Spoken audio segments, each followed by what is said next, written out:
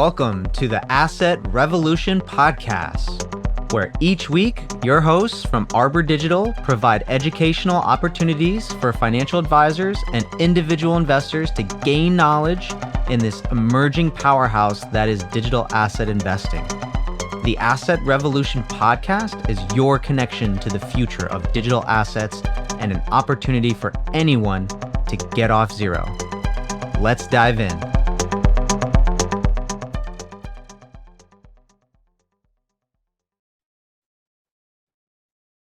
Hi, everybody. Welcome back to this edition of the Asset Revolution podcast, where we talk and dive into what's going on behind the scenes of digital asset infrastructure and cultural events that are pushing us forward.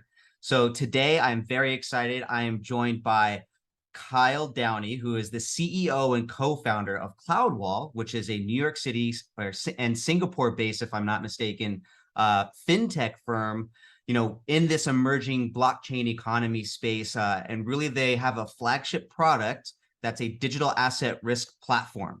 So that is my teaser. And Kyle, welcome to the show. Thank you for being here. Mark, thank you for having me. We had a great conversation over the webinar recently, and I'm really happy to have this chance to extend that conversation. Yes, the risk management webinar was very fun, very informative. We had a lot of good feedback. So if you're listening to this and if you haven't heard it, we actually did release that as a podcast episode. So make sure you go back into the archives and listen to that. But Kyle, we finally got you here. I can't wait to dive into your story, a little bit about Cloudwall, some of the problems y'all are tackling, and really going towards this kind of institutional grade risk management platform. I think a lot of our listeners will be keen to hear your insights, especially when it comes to risk and how you are actually going about solving a lot of these issues that we still see in some of the gaps with the infrastructure and digital assets for asset managers and other institutions alike. So with that, Kyle, just give us a quick rundown. Tell us about yourself and give us a little quick peek into your background. Sure. So my background professionally is Wall Street IT. So out of a 25-year career, 20 years was in various finance IT roles at Goldman Sachs, followed by the Federal Reserve here in New York, and then most of that time, 17 years at Morgan Stanley. When I left there, I was in charge of equities electronic trading systems for in-house. So the market making, hedging, various risk and principle driven tools for client facilitation, as opposed to the agency tools like VWAP, TWAP, that sort of thing. We also built technology for a fully systematic asset management unit at Morgan Stanley, and the data science platform for quantitative research for the whole firm. And so I've kind of, for a number of years, worked at the intersection of tech trading and quant. I've always like to tell people I work, a lot. I worked a lot with traders, but I've never run a risk book. I don't trade. I trained as a physicist many years ago, and I can have a semi-intelligent conversation with a quant, but I'm not a quant. Really, the kind of heart of what I've done for 25 years is technology. In the kind of course of that history along the way, I spent 7 years working out in Asia. And back in 2013, I was living and working in Hong Kong. And I remember reading a news article. We were in Kowloon, and the headline was something about a Bitcoin mine opening in a warehouse in Kowloon. And was not aware of it at that point. And so naturally, the first two questions are, what is Bitcoin and why are they mining it? A short subway ride from our house. That kind of led to the Satoshi Nakamoto white paper, and really years of just researching, trading, looking into it. So it was something I've been doing in the background for many years. But last summer, kind of getting to the story of Cloudwall, I'd taken some time off from crypto from the start of the pandemic through to the summer of 2021. I think, like a lot of people, I went heads down, just kind of focus on family, focus on my team at work. Within the space of 2 to 3 weeks, we got a department of 150 people, Mm. working around the world to be fully remote. And then just like dealing with the stresses of that and everything going on, kind of spending my nights and weekends doing crypto was not necessarily compatible with dealing with that and everything else going on. But things, were already starting to lift by the summer of 2021. And so I started, playing around with it again during a summer holiday, actually, visiting my parents up in New Hampshire. And it was one of these things I started looking around. And of course, I missed the whole summer of DeFi because I Yep. wasn't paying attention. Mm-hmm. And so I started looking at it like, what the hell happened Mm. in the last year? Yep. You look Um, down for a second and then you wake up and what? And that's right. This is crypto. A month is a year. Yep. And so, so I started diving right back into it. Um, I probably resigned about a month after that. I gave my 90-day notice at that point, because, I'd been thinking along the way, like, look, I've been here 17 years, 20 years is a nice round number. I'll stick around another years. But when I saw what was happening, the Mm-hmm. acceleration of institutional DeFi, of institutional adoption, Mm-hmm. and this thing that had kind of been in the back of my mind for a long time, it's like, if I wait 3 years, this is going to be gone. And so I basically left in a hurry to found the company. We launched November 2021 with three co-founders, myself as CEO, Ilya Kulyatin as head of research, and Jiaying Wei as head of our Singapore office, as well as our COO. So the three of us kind of bringing, tech leadership, quant leadership, and institutional grade operations leadership. Jiaying, I actually had known from Shanghai many years ago, where she was heading up operations in the region while I was working on tech. And so, two co-founders in Singapore, Ilya and Jiaying, myself in New York, joined up, brought on board 10 people, and that was the origin and launch of Cloudwall. Wow. I mean, that's such a fascinating story to getting to where we are today. And I can't wait to get into kind of what's been going on in that time since then. But I'd like to kind of just take us pause there and highlight, you mentioned taking that leap and you put in your resignation shortly after.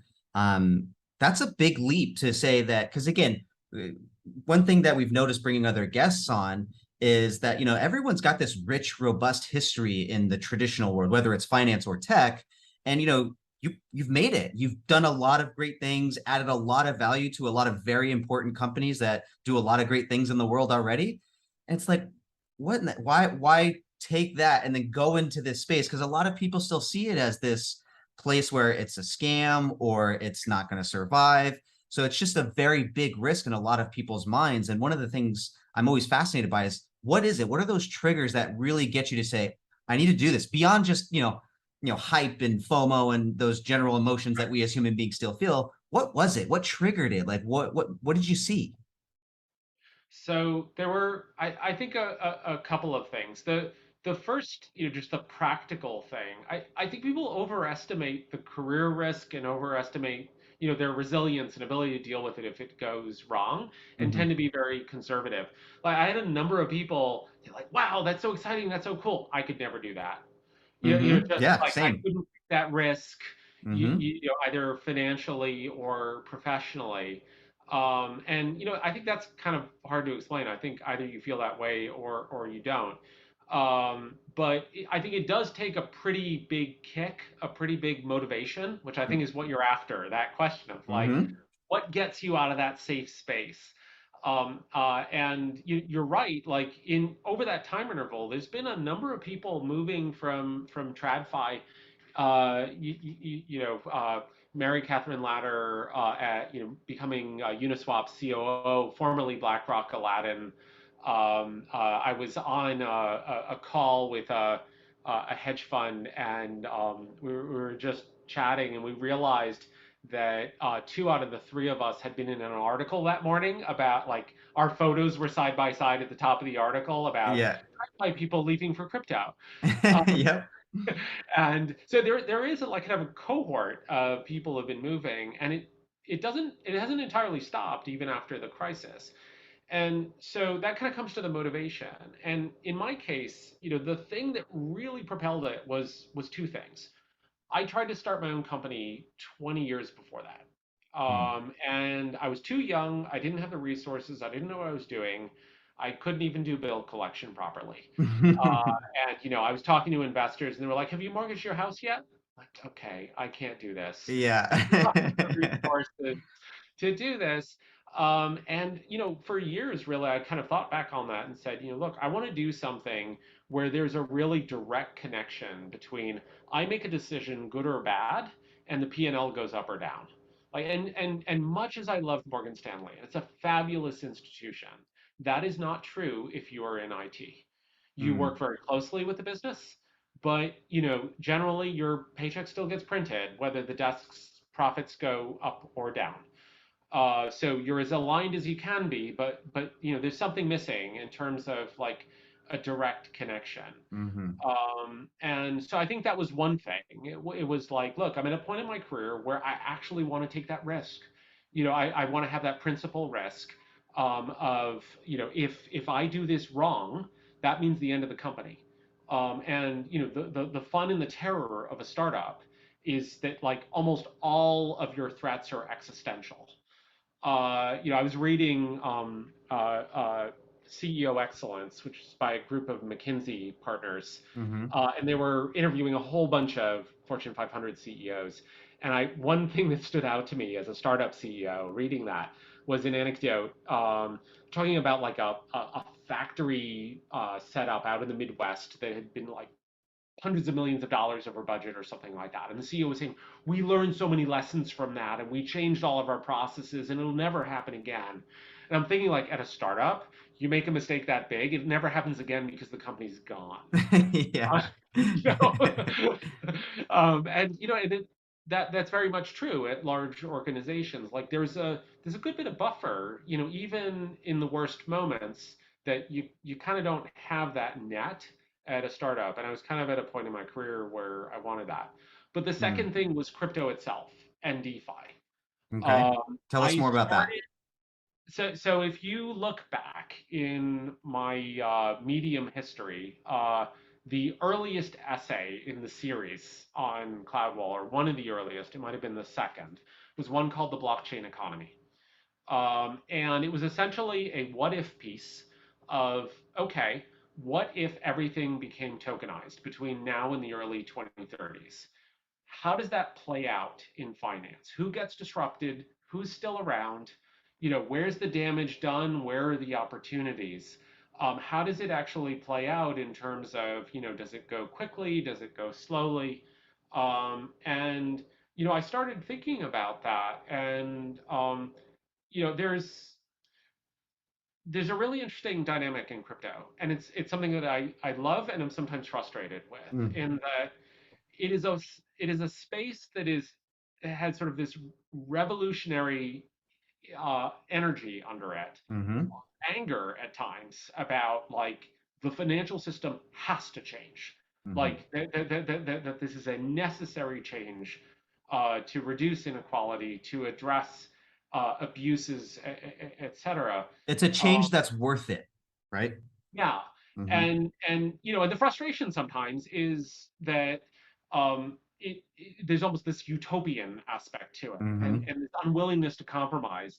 And some of that compromise means like TradFi and DeFi kind of coming together and learning the lessons of, what didn't work and then doing it better rather than just saying toss it all out. Hmm.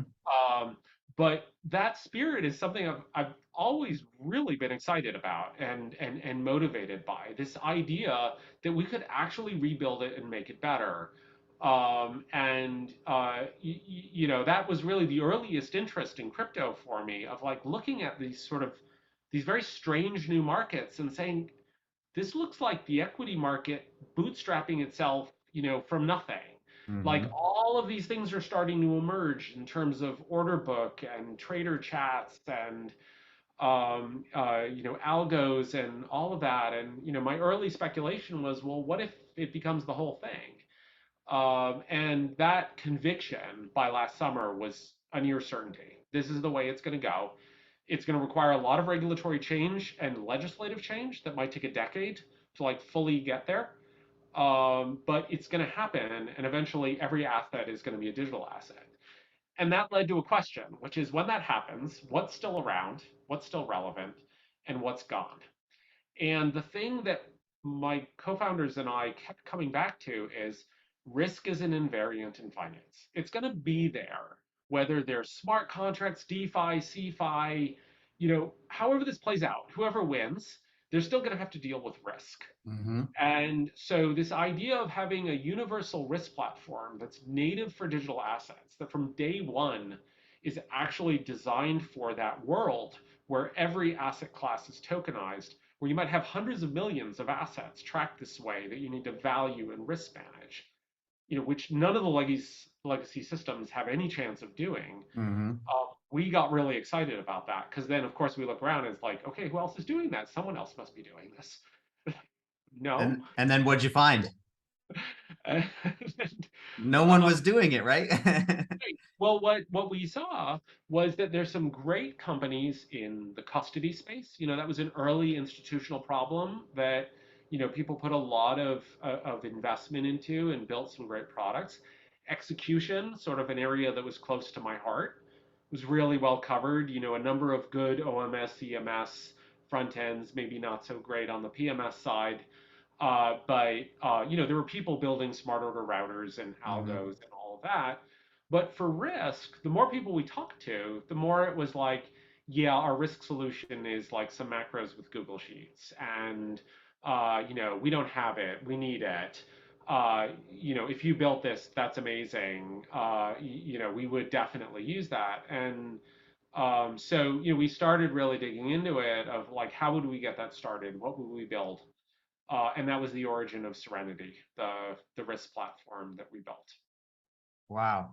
So this is a great segue then, because I love the background. I think it showcases what a lot of differently kind of what you see in the headlines and what you see in terms of talent and other institutions or companies being built in this space. Not everyone is just building something to take advantage of a token going up or down, number go up technology.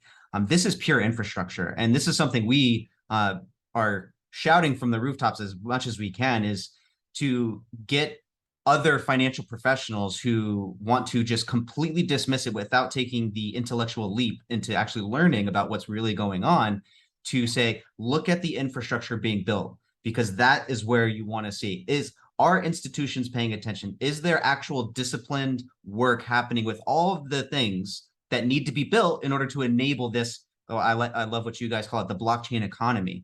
And that's where we see, and that's where I think this is a good segue. Then tell us more about Cloudwall, Serenity, the flagship product you guys have, and tell us about the problems that you guys are specifically solving. Sure. So Serenity is a cloud-based platform. It's designed to be a multi-model platform. I'll talk about that in a minute, although there's only one risk model implemented right now. It is like your classic risk management system. There's a number of things that go with that.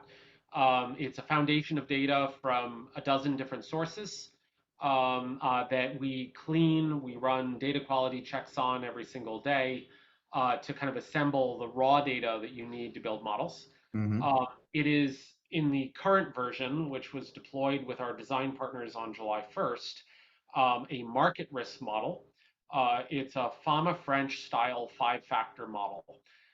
So we're able to break down across market momentum, liquidity, size, and volatility, which are kind of the style factors that we built into the model.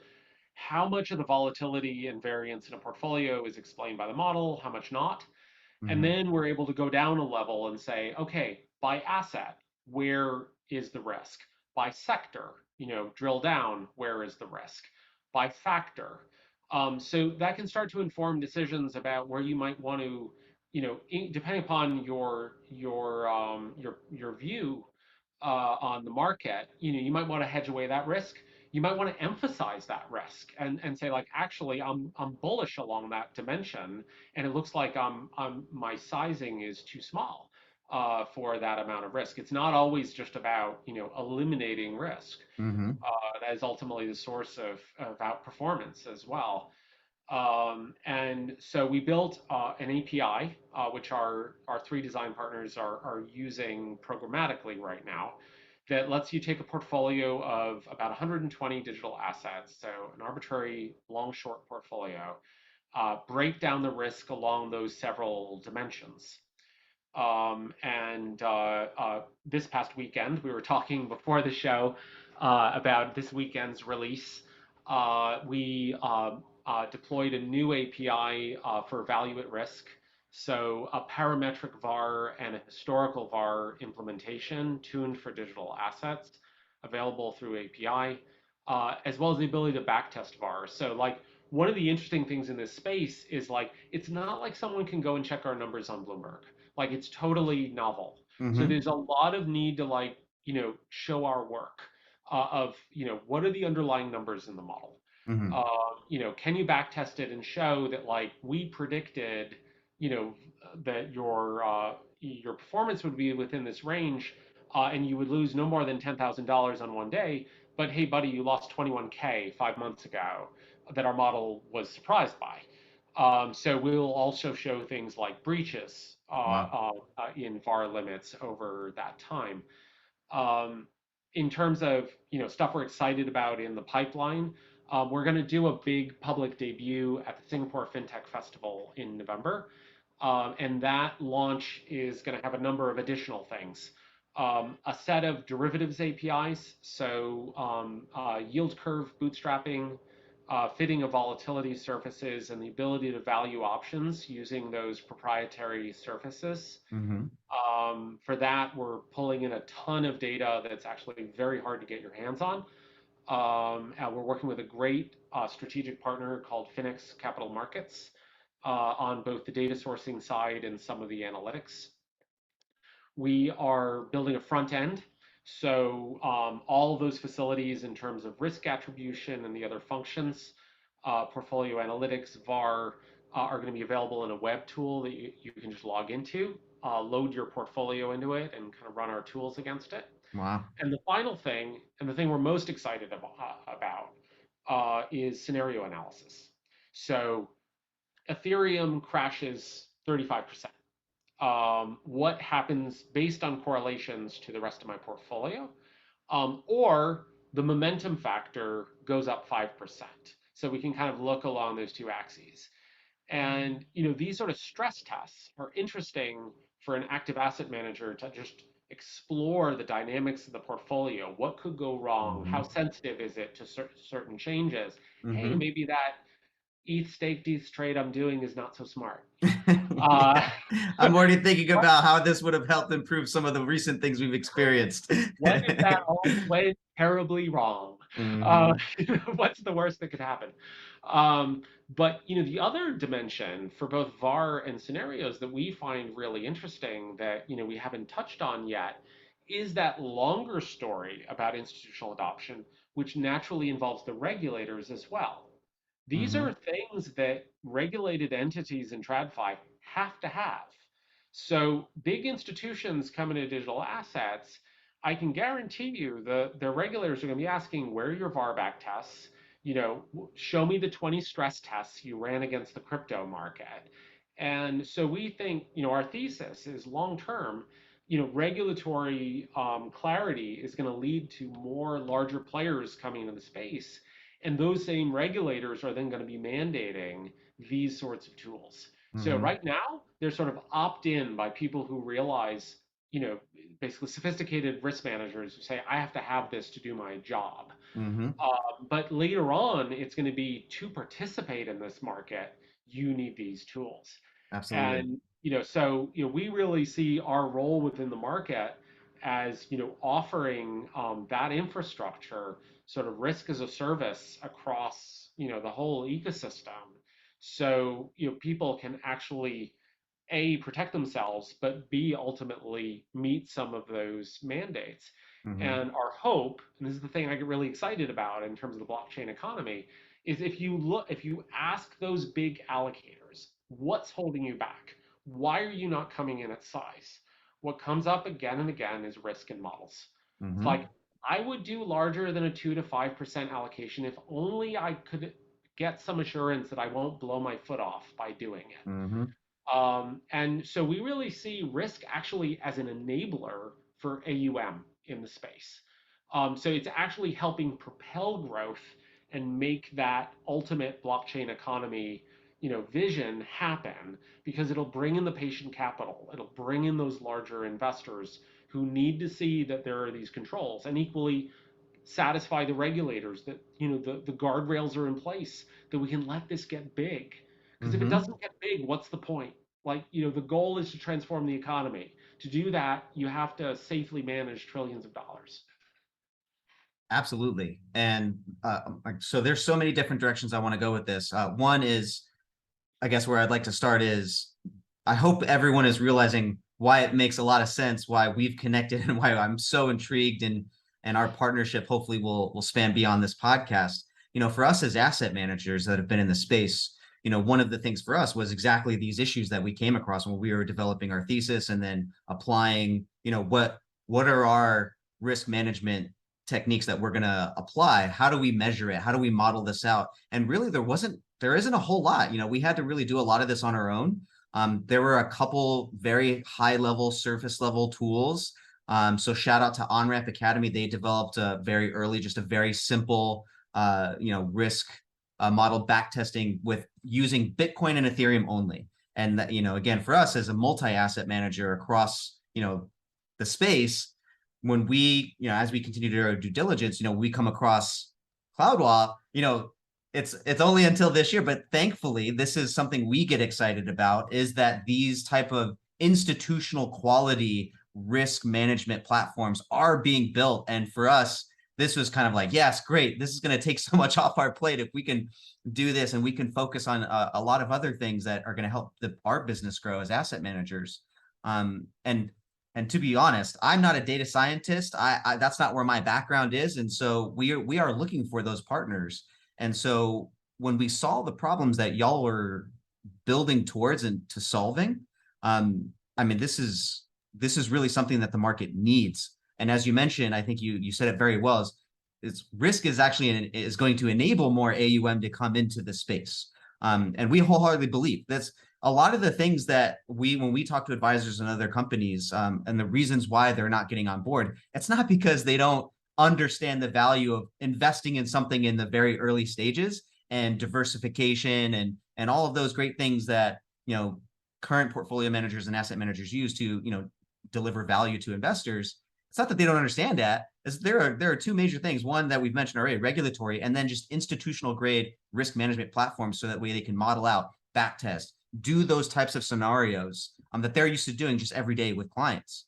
So I would like to now shift a little bit towards take us through some of the challenges though with developing this product and what you've kind of learned as you've built this out. You mentioned you guys just did a release.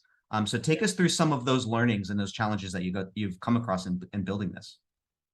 So the one that I highlighted in a post we did for our newsletter a couple of weeks ago, is lack of standards, particularly around reference data. So if you come from an equities background, there's kind of an assumption of a mature set of identifiers, and that like you can join the data together relatively easily. You come into crypto, and you try to build a risk system, and then you very rapidly realize that there are sort of oil spots of good data vendors, and there's no easy way to actually link them all together. So if you need a dozen different data sources, you are building basically a giant, crosstab of, CoinGecko calls it this, CoinMarketCap Mm-hmm. calls it that, et cetera. Um, and just more broadly, the issue of data quality, and just lack of reliability at the API level. A lot of the things that we depend upon are even less stable than we expected. Mm-hmm. And so, I regularly say one of our biggest competitors is do it yourself. But one of our, biggest supporters is it's really hard to do it yourself. Yeah. And like, people don't like they'd rather be investing in alpha signal generation, not like just getting the basics of reference data and prices and trade volumes right. I spoke to one potential client who said they spent 18 months struggling with getting the data and the modeling right for liquidity risk. Mm, Uh, it's just so hard to piece it together. The hmm. data is so poor. You have not necessarily fraudulent, but definitely very deceptive data on things like volumes. Yep. And so even like the risk of not necessarily overfitting, but just fitting to data that actually does not reflect reality is very high. So that's the first thing. The second thing, which is maybe an interesting one, just kind of given the what's happened in the last couple of years, is the shift in the labor market in terms of remote work. Interesting. So trying to assemble a global team. At one point we're now down to 4 time zones, but we were at 5 before. A relatively small company, there are advantages to sort of being multi-time zone if you can kind of follow the sun and develop over time. But I ran larger teams that were structured like that ran just fine, but they were based out of like regional offices and they were much larger. Hmm. I think we underestimated some of the challenge, but also some of the challenges of like just not being able to source the talent you want unless you offer that flexibility. And it Hmm. led to some really difficult conversations with the founders about like where do we draw the line? If you find a great person and they're in Sweden, do you go for the great person? Go where in the world the talent is? Or do you acknowledge that like big tech clusters like the Bay Area and New York for finance and all of that, they exist for a reason. Like there's value in having density as well Hmm. for teams. So that came up very early, and then we were having to deal with that because of just the structure of the company was more of like a people side and organizational challenge.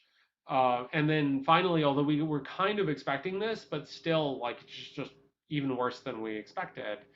A lot of these techniques from traditional finance were really designed assuming you can easily get 20 years of history, Hmm. and you just can't in crypto. And so, adjusting for really short time series, and how do we, even for ourselves, get trust that it's not garbage in, garbage out, that we're actually giving you guys insights that are real and are actionable without having any other point of reference. That's a huge challenge, and really anybody who tries to do this, whether they do it themselves or us or a potential competitor for us, they're all going to face that. Hmm. Uh, they're going to have this problem of novelty, and even just things like yield curves. It's like who there's just not the data out there. What is a risk-free rate for valuing an option in Bitcoin? Well, you don't have debates about that in traditional finance.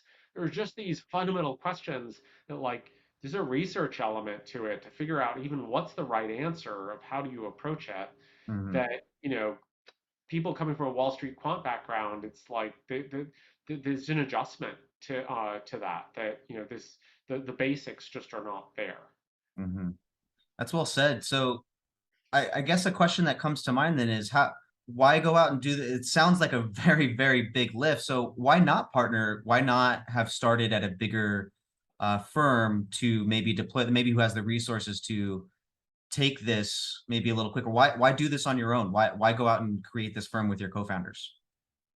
So obviously, my former firm has been doing quite a lot in digital assets. Goldman Sachs has, et cetera. There are some large players that are dipping their toes in the water in digital assets. Um, Unfortunately, I knew too much. Uh, like as having done IT for years, I knew how hard it was to bring innovative data sets and Hmm. vendors and tools and libraries inside the firewall. And I thought about it. I looked at it, and what I ended up saying is I'm going to bang my head against the wall for 2 years trying to make a small amount of progress. Hmm. And I really want to move quickly. And the only way to do that is in a small, nimble organization that doesn't have those constraints. Hmm. There are a lot of strengths of a larger, well-resourced organization. They can throw a lot at the problem. And they have the client relationships as well and the credibility. And in risk, credibility and name means a lot. Hmm. You know, Trust. Yeah. yeah, I mean, if Bloomberg comes out with a risk model, like just however good our risk model is, the fact that it's Cloudwall's name versus Bloomberg's name, like that's going to be a big problem for us. And so, establishing that credibility is going to probably be another challenge for us. But the downside of that is crypto just moves too fast. It moves Hmm. way faster than just structurally those organizations can accommodate. And so I think you almost have to take the problem outside the wall and incubate it for a couple of years. Maybe it comes back inside the wall a couple of years later Hmm. when there's more regulatory clarity, when things are better developed. But I just don't think it's actually possible to do this, inside a large organization right now. There's a lot of analogous themes there with, especially when it comes to the wealth management financial advisory space too. A lot of these firms, heavily regulated firms, these are big ships. These are to steer, and again, already there's within our traditional financial structure, there is the um, they already move too slow criticism that they really can't innovate as quickly as they would like to. And so what we see, as our value add to the industry, not just, to our clients, is we feel that you need people like yourselves and people like us who are willing to then take the leap to say, all right, great, you can't steer as quickly, but we're going to go into the vehicles that can. So that way, when things are primed and ready, we will have all of this work already done. The empirical analysis will be done. The academic research will be done. We'll go and have those conversations and we'll go and do that work. So that way, when the regulatory clarity comes in, when the institutional grade platforms are ready, that everything else is already built. So that's kind of what we see. So I feel like it's very analogous to that from what we see. And even though we're a small player, we can be nimble, we can be flexible, and we can innovate a lot faster. And as you mentioned, from what I've learned from the traditional financial sector is if you think things move fast in the traditional technology sector or even in the traditional financial, this is 10 to 1,000x faster. And I think at the beginning of this call, we started off with I put my head down for a couple of months to focus on my family and focus on some other things with COVID, and I looked up and the world was almost completely different.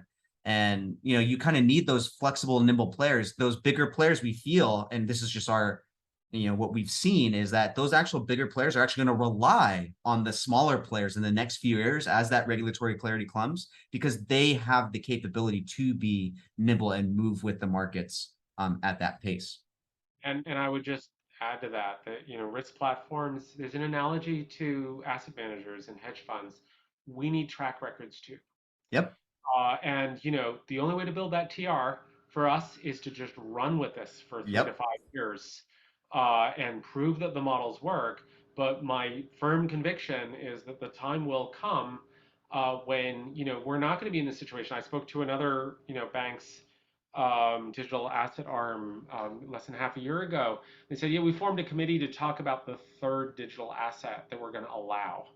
And he was saying it's going to be a long committee in terms of that discussion. It's like it can't go that slowly. Like that we need to be spending the next couple of years building out the pipes, building out the processes.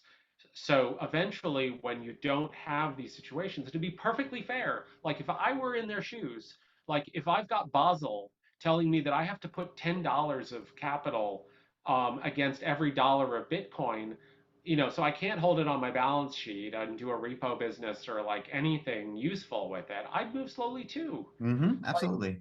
there's no gain in it, and the only reason they're moving as quickly as they are is because, and this is one of the great strengths of Morgan and those other banks. They're very client centric. The clients are asking them for it, and so Hmm. they're like, okay, I'll give you CME Bitcoin futures.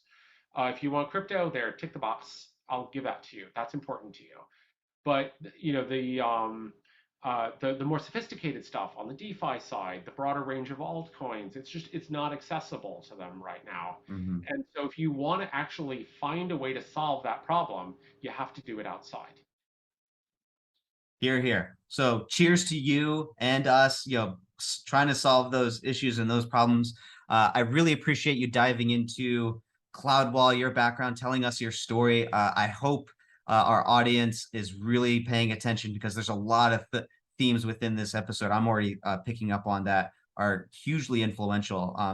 So I'd like to end this episode off, Kyle, with a few rapid fire questions I usually like to do for guests. So what do you think? Are you game? I'm game. Okay. All right. So in a word or a one line phrase, let's hear your answers to this. So first, let's start off. What is an influential book, podcast, or article that initially sparked your intellectual curiosity in digital assets? Like I said, the starting point for a lot of people is the white paper itself. But for books, I'm going to throw out a non-crypto book for you, which I just started reading, which is Manias, Panics, and Crashes. Sort of history of the dynamics around crashes in different asset classes at different times in different countries around the world. It's something I've been meaning to read for a while, and post the Terra crash. It's like, okay, put it at the top of the reading list. Yes. Wonderful. It's a great reason to have that at the top of your list. Um, Great book. I've read it. It's wonderful. So let's go. Second question. Let's do what is an achievement you are most proud of outside of work? Uh, 5 weeks from now, my daughter is heading off to college. Oh, yay. Congratulations. That's amazing. Which college? She's going to Northeastern University, but she's in the international programs, so she's actually flying to Ireland, University College Dublin. Very cool. Very cool. And then third here, what's your biggest pet peeve about crypto or people in crypto? It's related to that book, actually. It's that people confuse technical novelty with everything is different now. And so fail to say, oh, I'm going to read history of how this worked in TradFi. I'm going to look at, past things. So that there's amazing, brand new, shiny technology, and sometimes I think that distracts people, and they think that everything is new. And actually, there's a lot of things in crypto that are not new at all. I mean, we Hmm. talked about that a lot at the risk management webinar. Like, if you look at that sort of breakdown of what happened at 3AC. It was almost like tick the box of like how not to run your hedge fund. That we Uh, learned previously, right? did you read at all uh, Yeah. about like earlier events?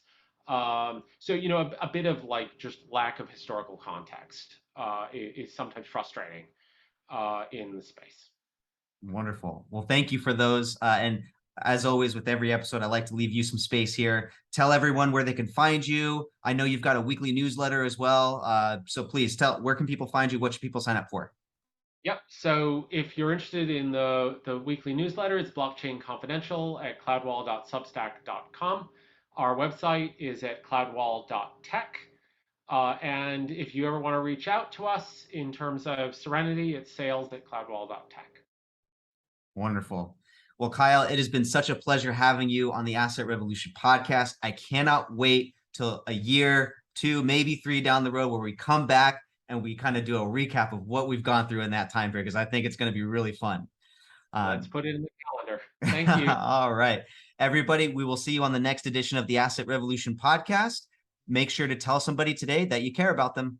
Cheers. Cheers. Bye.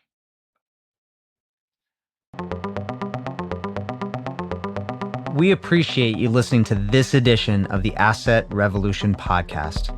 I'm your host, Marc Nichols.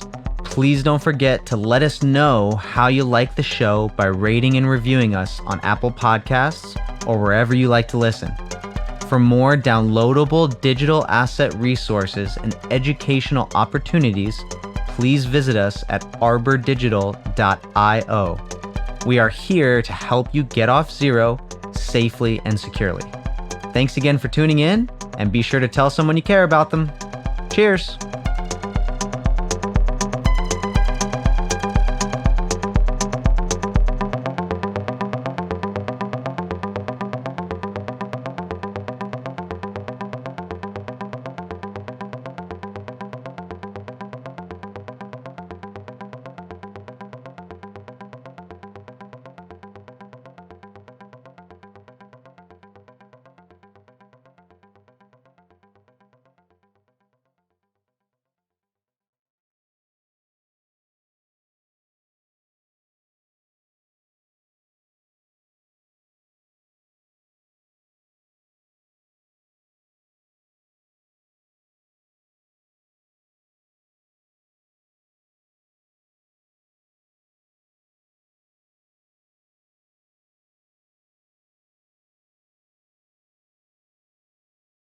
financial advisor. Unless you're under contract with or actively speaking with Arbor Capital Management or Arbor Digital, a division of Arbor Capital Management. This podcast is just that, a podcast. It is not financial, legal, or tax advice. If you have individual questions, please reach out.